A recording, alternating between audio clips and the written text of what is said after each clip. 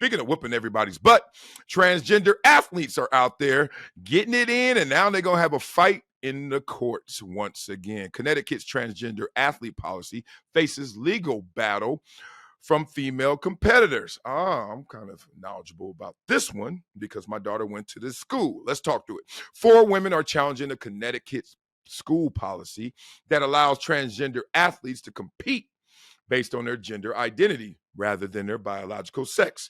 Seems like we've had this conversation on this show maybe 2 or 3 times. Here comes the 4th. All right. So the 4, led by Chelsea Mitchell, are claiming the policy caused her and other girls to lose track of races while in high school. Lose track races. I'm hoping it's me. Come on, newspaper, do better. Mitchell says she was the fastest girl in Connecticut. Okay. Everybody can say that, but she actually was winning. And then after state athletics allowed transgender athletes to compete in girls' track and field in 2017, she lost more than 20 races and several prestigious awards. I can see my audience split right now. This is interesting. Let's read it to it before I make my opinions known. Mitchell says she will never know how those losses impacted her college recruitment and scholarship opportunities. Oh, I think you do know. It didn't help. People always say that. I don't know how it's going to really affect me. I was like, it ain't going to help. So that's the opposite, right? So if it ain't going to help, it's hurting. Trust me. All right, it's why she and 3 others are suing the Connecticut Association of Schools and the Connecticut Interscholastic Athletic Conference. Act like you could read, Marcellus. Act like you could read. From her freshman to senior year. Mitchell says she had to compete against transgendered athletes and consistently lost despite breaking records previously. Whoa. It's about to get spicy up in here. She initially filed a Title IX complaint, and the Second Circuit Appeals Court ruled against the claim in December. But Tuesday, the court is rehearing the case. And Mitchell and the 3 other girls want the court to declare the policy violates Title IX. Oh, yes, Title IX, boy. It's funny, when they first started Title IX, everybody knew what it was, right? It was for naturally born women. It was, as they say, cisgender women. And then all of a sudden, I don't know how it got loose, but Title IX got Title IX-ish, and it turned into something else. We're going to have to demonstrate that Title IX was intended to protect girls and girls' sports. That's a big issue, said John Birch, all right, who represents the women. He also says, I think eventually that's going to end up in the U.S. Supreme Court. But ultimately, we feel very confident about that issue because if males are able to identify as females and take away championships, take away places in the finals and everything that you just heard about, then Title IX is really a dead letter. That's not what Congress intended. Oh, I always tell you guys, man, in arguments, I think the best way to win is always use their words against you. Now, if you're going against someone sophisticated, a lot of times you can't use their words against them because they're sophisticated, right? They know how to manipulate. They know how to say things properly with full intent. So therefore, whatever they said, they actually mean. But in this situation, I think there is a play because what were the pure intentions of Title IX? Unless we all were deceived for decades, what was Title IX? And Title IX at that time was never thought of, or at least never mentioned to be about someone changing who they were, right? It was who you were biologically. That's what everyone was under the impression. So that impression, all has to be shown is that that was actually the true intent, and you got something here, right? So we're not talking about gender identity in Title IX, or were we? Or are we talking about biological sex? I don't know the fine print of Title IX. I don't know the notes that help make the manuscript of Title IX, but I know that they're about to find out.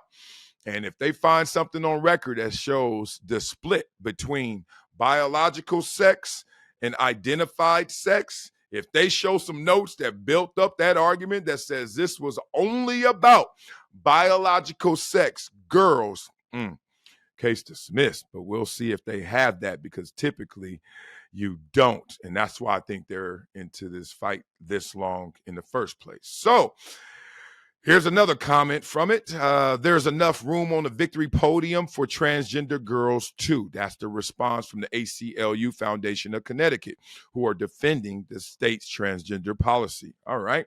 The court's previous decision affirmed that our clients play by the rules and that all girls, trans and cisgender, have a right to play under Title IX. We hope the court will follow the facts and uphold its earlier decision. No matter what, we know that trans children should be loved, affirmed, and respected everywhere, including in our schools and on our sports teams. The Connecticut Interscholastic Athletic Conference also says it's confident in its inclusionary policies. Here's the one problem, and I hate when people hide behind stuff like this, because if you notice in response, a lot of times it gets so flattering, and it's usually with commas that, loved, affirmed, respected everywhere, that they hit you with this force field of love. And if you try to maneuver around it or just get particular with it or fight it, this is not about a love conversation. You're looked at as a hater, or worse, someone who's phobic, in this situation, transphobic, or etc. But I'm not built like that. You're not going to scare me with your words, because I'm just going to use words back against you. Hopefully you're not scared. Here we go. So when you read this sentence, no matter what, we know that trans children should be loved. Yes. Who is fighting that? Affirmed. Yes. Who is fighting that? And respected everywhere. Yes. Who is fighting that? So now you're like, so Marcellus, what's the point? I say, here's the point. They say also in schools and on our sports teams. Here we go. Are boys loved, affirmed, and respected everywhere? Yes. Okay. Are boys allowed, I'm going to say it again, to compete against girls? No. Why? I thought they were loved and affirmed and respected everywhere, including our schools and our sports teams. Well, they are, but they're boys. Boys how? Well, they identify as boys. Okay. What if they just went up to the track meet and said, you know what? Today, feeling kind of girly. It's time to race. They have identified that. That happened in Canada already. Somebody broke records, just walked up to there. He said, no, I'm not transgender. No, today I feel like being a girl, and broke the girls' records. It's a hilarious story. And then all of a sudden, what would you say to that boy? He identifies as a transgender girl in that moment. Okay, so that's already like, Inclusionary policies have to include reality, have to include the truth. It has to have a distinction. It does. You're all included, but you're all not allowed to compete against each other. I wonder why. There are different physical ceilings. This is not hard. I have not met a person in private. Now, I know this is one of those topics people don't want to touch and don't want to talk about, but in private, that has ever brought up an argument against there being a distinction, right? And they're not transphobic. You're not transphobic because you say, no, girls against girls biologically and boys against boys biologically, right? But if we're going to get into identifying, just, hey, I wake up and I'm like, all right, I wish they had a WNFL. I wish they did. And I hope it was better than the WNBA, because ain't no money in the WNBA. So I hope it was money. Like, imagine if there was a WNFL.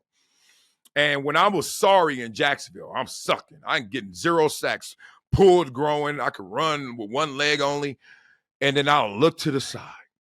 And I would have saw that WNFL top player in there. Who would have been the top player in WNFL? Goodness. One of these UFC girls or something, right? She out there destroying, because she wouldn't have did UFC. If the WNFL was making 40, 50 million, oh, she would have been over there being a linebacker, right? So Amanda Nunes, right? That's her name, right? And so she's the top girl in the WNFL. Oh, let me get some of that. Let me go over there and kill that league. Me, 0 sack Jacksonville 10-year veteran in the NFL. You know what? Today I'm feeling kind of girly. I'm just going to show up and show out. You think I wouldn't have made the Pro Bowl?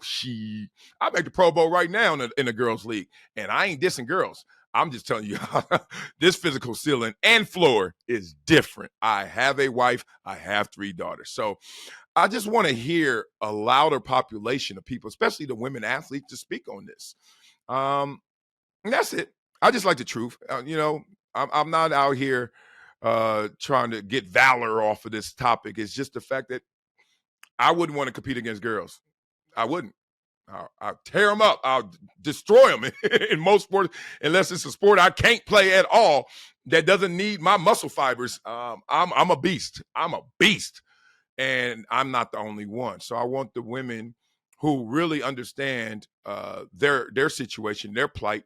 And I want anybody who understood what Title IX meant before we're trying to do Title IX-ish to speak on this, just because I don't want it to get too far upfield, but it seems like it is. We'll see what happens in the court of law.